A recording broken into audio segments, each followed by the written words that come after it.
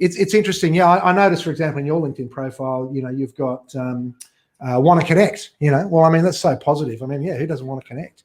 The other thing is, I mean, like just a simple thing, like imagine this. Wow, how radical! Putting your email address front and center of your LinkedIn profile. People go, I don't want to do that. Someone might take my email, and reach out to you and ask how they can spend money with you. I don't want to put my mobile in there. What if someone calls me? And they call you and they say, hey, I was checking out your LinkedIn profile.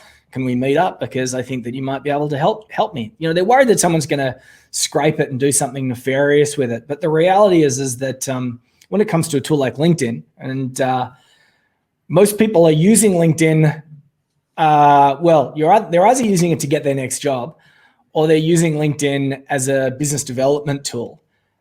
Yet they're putting up all these barriers to stop people actually, to stop opportunities coming their way.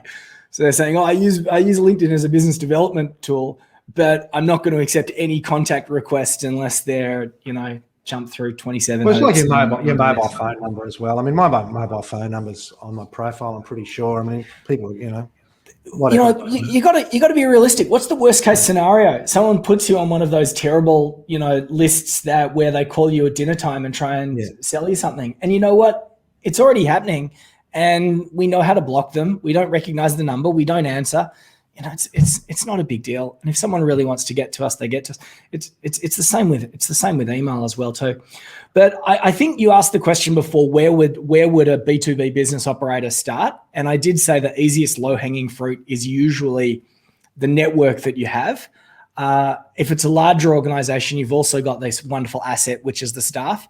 But I also don't want to underplay the importance of having the underpinning framework to go under that. So, for example, you could reach out to your existing network and say, hey, how are you? Do you want to spend some money with me? And if it's a very neglected database, that's like your brother-in-law that you haven't heard from in 4 years reaching out.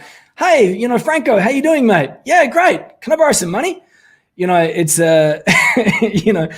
unless you've got that underpinning structure where how you want to collect a lead, how you want to pre-qualify the lead, who you would regard as a Goldilocks client, who's not going to waste your time, having a mechanism built within the business to pre-qualify that lead.